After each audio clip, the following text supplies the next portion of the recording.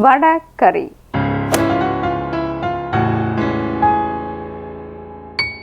Hi, hello, வணக்கம். Dosa rabbis அவங்களை அன்புடன் வரவேற்கிறது. நான் காஞ்சனா ஜெயக்குமார். சுவையான வடைக்கறி எப்படி பண்ணுறதுன்னு பார்க்க போகிறோம். இந்த வடைக்கறின்றது வந்து பொதுவாக நிறைய பேருக்கு தெரிஞ்ச ஒரு விஷயந்தான். ஆனால் இதை ரொம்ப சுலபமாக அதே நேரத்தில் சுவையாக பண்ண போகிறோம். அதுதான் நம்ம தோசை ரபீஸோட சிறப்பு. வாங்க எப்படி பண்ணுறதுன்னு பார்ப்போம். நம்ம இந்த வடைக்கறி எப்படி பண்ண போகிறோம்னா, ஒரு பங்கு ஊற வைத்த கடலைப்பருப்புக்கு அரை பங்கு தூரம்பருப்பு எடுத்துருக்கோம். பொதுவாக எல்லாரும் வெறும் கடலைப்பருப்பு மட்டும் போட்டு தான் பண்ணுவாங்க. நம்ம தூரம்பருப்பு போடுறோம். ஏன்னா இதனுடைய சுவையும் ரொம்ப வித்தியாசமாக அதே நேரத்தில் நல்லாயிருக்கும்.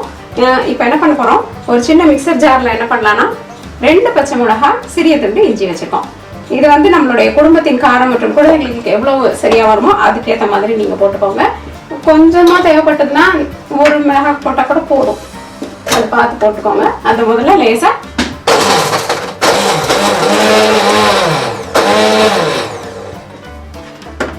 அந்த அப்படி அரைச்சிட்டு அடுத்தது என்ன பண்ண போறோம்னா, ஊற வச்ச பருப்பு இருக்கீங்களா, நல்ல தண்ணியை வடிச்சிடலாம். தண்ணியே இருக்கக்கூடாது, தண்ணி இல்லாம இதை போட்டு ஒன்று பாதையமா அரைச்சி எடுத்துக்கணும். இவ்வளவுதான் அரைஞ்சிருக்கு. கடலைப்பருப்பையும் அதே மாதிரி நம்ம அரைச்சி எடுத்துக்கலாம். இப்போ இதை நம்ம ஆவியில வேக வச்சு லேசா எண்ணெய் போட்டு வறுக்க போறோம். அப்பதான் நம்மளுக்கு அந்த வடையின் சுவை வரும் அப்படின்றதுக்காக.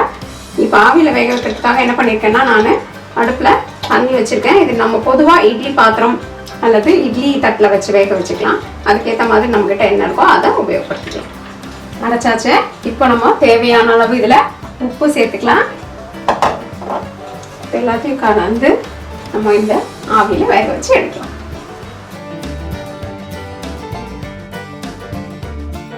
இப்போ நம்ம தாளிக்கிறதுக்கு வச்சிருக்கிற சோம்பு இருக்கு இல்லைங்களா, அதில் கொஞ்சம் இதில் சேர்த்துக்கலாம். அது நல்ல வாசனை கொடுக்கும். அதனால கொஞ்சம் சோம்பு சேர்த்துக்கலாம்.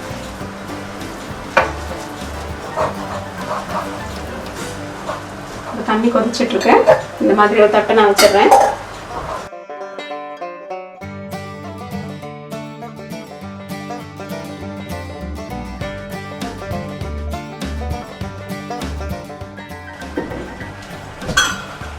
இப்போ இதை மூடி இது ஒரு 10 நிமிஷம் இதில் வேகட்டும்.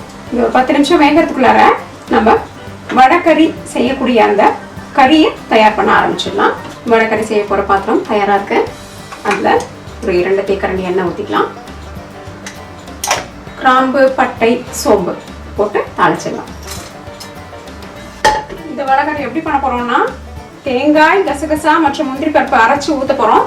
ஏன்னா அதுக்கு ஒரு தனி சுவை இருக்கும். அதனால நம்ம இதை அரைச்சி ஊற்றுறோம். அரைச்சி ஊற்றாமலையும் இந்த வடைக்கறியை பண்ணலாம். ஆனால் பொதுவாக நம்மளுக்கு உணவகங்களில் வெளியில் கிடைக்கிற அதெல்லாம் வந்து கொஞ்சம் தேங்காய் பால் அல்லது தேங்காய் அரைச்சி ஊற்றிப்பாங்க. அப்போ தான் வந்து உங்களுக்கு அந்த ஒரு கட்டித்தன்மையாக அந்த இது இருக்கும், குழம்பு மாதிரி இருக்கும். அதற்காக நம்ம என்ன பண்ண போகிறோம்னா, முந்திரி, கசகசா மற்றும் தேங்காயை அரைச்சி ஊற்ற போகிறோம். முந்திரி பிடிக்காதவங்க முந்திரியை தவிர்த்துடலாம். அல்லது கசகசா இல்லை அப்படின்னா அதையும் தவிர்க்கலாம். ஆனால் என்ன ஆகும், கசகசான்றது வந்து உடலுக்கு ரொம்பவே நல்லது. வயிற்று புண்களை ஆற்றக்கூடிய சக்தி அதுக்கு இருக்கிறதுனால நம்ம கசகசாவை இந்த மாதிரி குழம்புலையும் மற்றும் கூட்டுலையும் சேர்த்துக்கிறது ரொம்பவே நல்லது. கசகசா அரையிலேயேன்னு கவலைப்பட வேண்டாம். கொஞ்சம் நேரம் தேங்காய் பூவோட சேர்த்து ஊற வச்சிட்டிங்கன்னா வந்து கசகசா அரைஞ்சிடும். சோம்பு பொரிஞ்சோடனே வெங்காயத்தை போட்டுக்கலாம். கொஞ்சம் உப்பு சேர்த்துக்கலாம். இதை அரைச்சி எடுத்துக்கலாம். நல்லா மைய அரைஞ்சிருச்சு. இப்போ நம்ம இதை என்ன பண்ணலாம்னா, எடுத்து வச்சுட்டு கடைசியாக இதை நம்ம ஊற்ற போகிறோம். அதனால ஊற்றி எடுத்து வச்சுக்கலாம். வெங்காயம் நல்லா வறுப்பட்டுருச்சு. இப்போ தக்காளி இதுக்கு சேர்த்துக்கலாம்.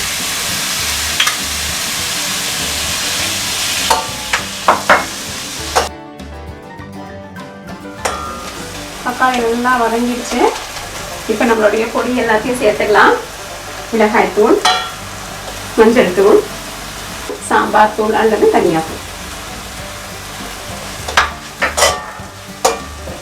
இதெல்லாம் செய்யறதுக்கு அப்புறம் நம்ம என்ன பண்ணணும்னா, அதிகமான தீ இல்லாதபடி பார்த்துக்கணும். ஒரு மிதமான அல்லது குறைவான தீக்கிற மாத்திடலாம். இப்போ அதுக்குள்ள நம்ம வேக வச்சோம் இல்லைங்களா ஆவியில, அந்த உருண்டைகள் எப்படி இருக்குன்னு பார்க்கலாம். பார்த்தீங்களா, இந்த உருண்டைகள் வந்து நல்லா ஆவியில வந்துடுச்சு. இப்போ இதை நம்ம லேசாக எண்ணெய் போட்டு வறுக்க போகிறோம். ஒரு சின்ன வானொலி அடுப்பில் வச்சுக்கலாம். 2 அல்லது 3 கரண்டி எண்ணெய் ஊற்றிக்கலாம். இப்போ நம்ம பொதுவாக வடையோ போண்டா மாதிரியோ நம்ம சுட்டு எடுத்தோம்னா என்ன ஆகும், நிறைய எண்ணெய் உபயோகப்படுத்துவோம் இல்லைங்களா? அதை தவிர்த்துட்டு இந்த மாதிரி கொஞ்சமா எண்ணெய் போட்டுக்கலாம். அப்ப என்ன ஆகும்னா இதுல எண்ணெயில பொரிச்ச அந்த மனம் இல்லையே வடைக்கறியில அப்படின்ற ஒரு வருத்தமும் நம்மளுக்கு வராது. இப்ப கொஞ்சம் சீனி துண்டுக்கலாம், இதை உடச்சிடலாம்.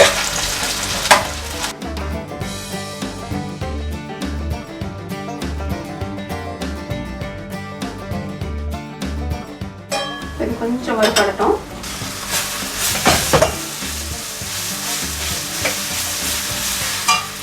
இப்போ இதுல சிறிதளவு தண்ணியை ஊற்றிடலாம்.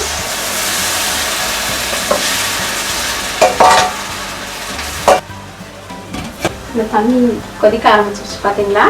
இப்போ நம்ம அரைத்த விழுத இதுல போட்டுடலாம்.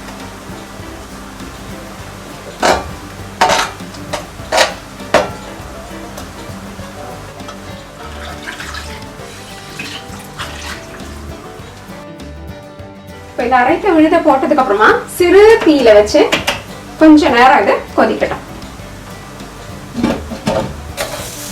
பாத்தீங்களா அழகா அங்கே கொஞ்சம் பொரிஞ்ச மாதிரி வந்துருக்கீங்களா? இது வந்து பொதுவாக நமக்கு இந்த மாதிரி ஒரு வானலியில் போட்டும் வறுத்துக்கலாம், அல்லது தோசை கல்லில் கூட நீங்கள் அப்படியே பரப்பி வச்சு இதை எடுத்துடலாம். ரொம்ப நல்லா சுவையாக இருக்கும். ஏன்னா இந்த எண்ணெய் சேரும்போது வறுபட்ட அந்த மணமும் இதுக்கு வந்துடும். இது நல்லா வறுபட்டுச்சு. இந்த மாதிரி குழம்பு கூட சேர்த்துக்கலாம். பார்த்தீங்களா நம்ம குழம்பு எந்த பக்குவத்தில் தயாராகிருக்குன்னு.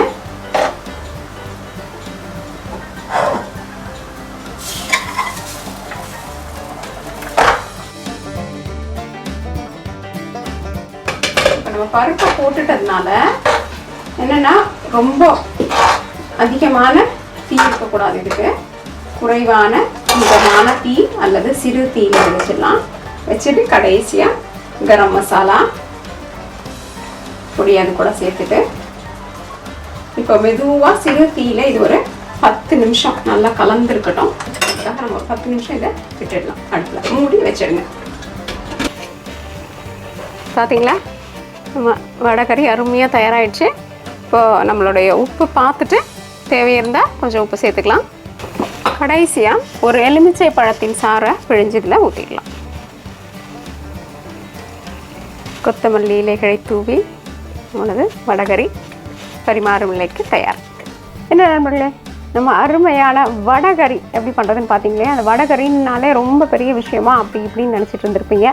அப்படி எதுவுமே இல்லாமல் சுலபமாக அதே நேரத்தில் சுவையாக நம்மளுக்கு எண்ணெயில் பொரிச்ச மாதிரி ஒரு சுவையும் இருக்கும், ஆனால் பொரிக்கவும் இல்லை அப்படின்ற ஒரு அருமையான இந்த வடைக்கறியை செய்து பார்த்து உங்கள் கருத்துக்களை எங்ககிட்ட பகிர்ந்துக்கோங்க.